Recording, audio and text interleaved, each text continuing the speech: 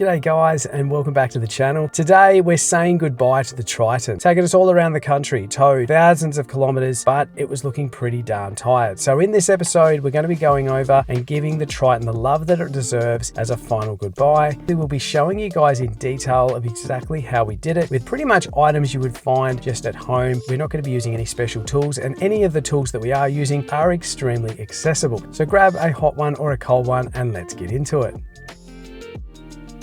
Whenever I'm doing a full detail on a vehicle, I always start with a thorough wash. First, I'll cover the car in a snow foam using the foam cannon, then give it a complete pressure wash rinse before following up with a proper hand wash. Starting with a perfectly clean vehicle makes the rest of the detail so much easier. Whether you've bought a $10,000 or $100,000 car, I'd honestly recommend investing in a pressure washer. It makes washing quicker and gives a much better result. And if you own a four-wheel drive, it's almost essential for properly cleaning the underbody after a trip. As for the gear, this is everything I plan to use on this detail. Majority of these things you'll already have at home, or it's extremely easy to buy at your local automotive store. For the underbody, I'm using a dedicated red dirt remover. If you do the same, make sure you follow the mixing ratios on the bottle. For the underbody, I use a 10:1 degreaser concentrate, and I've found that this is strong enough to break down most dirt grime without being overly harsh on the components. To clean underneath, I keep it pretty simple. As you can see, I'm just using a brush and a microfiber cloth to scrub everything down. I wasn't aiming for a new car level finish, as it's a touring four-wheel drive at the end of the day, but I still wanted to remove as much of the build-up mud, grease and grime as possible before selling. Usually the underbody takes a few passes, especially with stubborn red dirt stains, but it's worth putting in the extra effort before moving on to the next stage of the detail. The tyres are much the same. I give them a good scrub until they're as clean as I can possibly get them.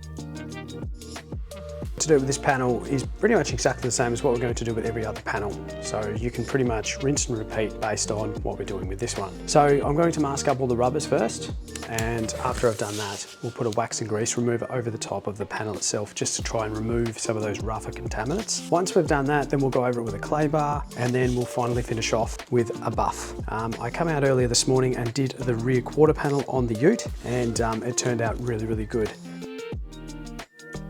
Okay, on to the next step, which is obviously a chemical wash. Now, if you can't find wax and grease remover at home, you can just use methylated spirits. That is absolutely fine. Just don't get it anywhere near rubbers, don't even inside the door handle. So get it relatively wet on there because it does evaporate. And then you just want to quickly go over it like so.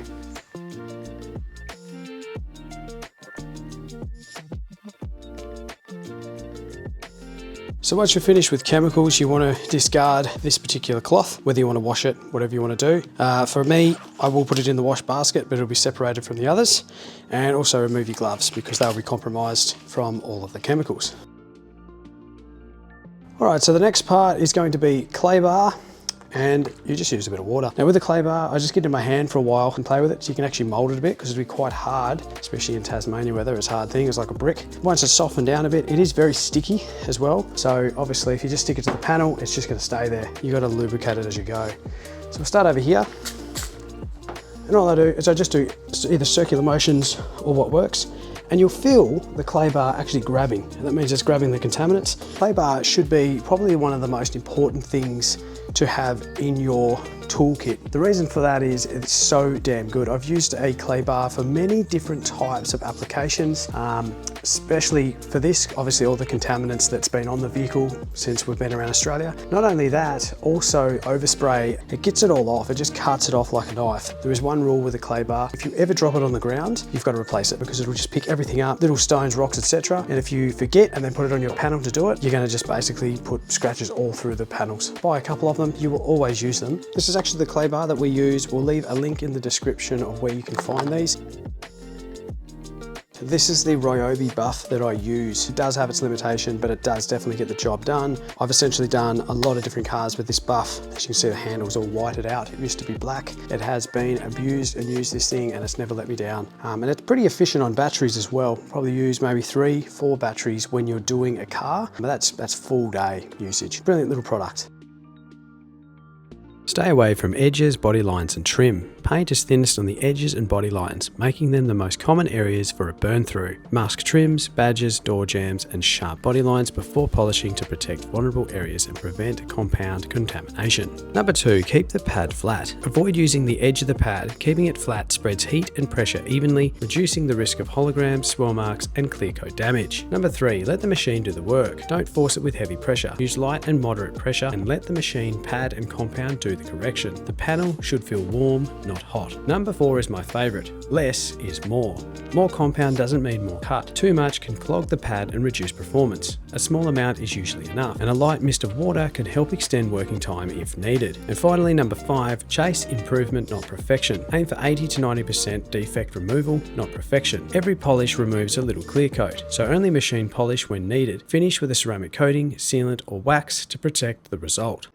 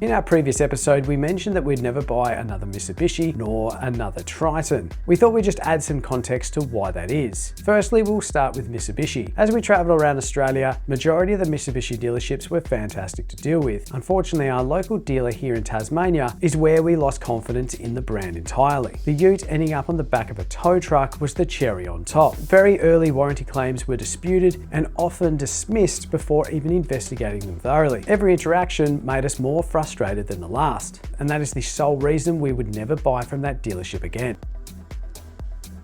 Why would we not buy another Triton again, even though this one has been so reliable to us around Australia? We can't bag the car. It's been absolutely brilliant. And I'll tell you what, if you was ever buying one of these cars just to go and do casual camping or touring, they are the perfect car to do that. But for us and our personal situation, we need a vehicle that will be able to take us further off-road with even more four-wheel drive ability. It also needs to have the flexibility to carry more weight. We want to be able to tour for weeks, not just days, and we need to be able to tow a large caravan. It's not that we don't love the Triton, we absolutely do. It's enabled us to go around the country and explore our dreams, and we are forever grateful for that. However, we just have outgrown that car. Now we're looking for something that is bigger and better, something that can facilitate our future needs. Well, this is goodbye to the Triton. I cannot believe I'm saying this, but after almost 4 years with the Triton, the car has been the backbone for our travels. We are finally saying goodbye to it. It has played a huge part in this chapter of our lives. It's opened the door for lots of opportunities for us that we never even thought were possible previously. We're exceptionally excited for the new chapter, but also very, very sad to see this chapter come to an end. Talking of a new chapter, we have another four-wheel drive to introduce in our next episode, and we cannot wait to introduce this four-wheel drive to you guys because it's absolutely not what you would expect. I honestly cannot wait to show you guys this next vehicle. If you have any questions, please feel free to reach out to us on Instagram or leave a comment below. We would love to hear from you.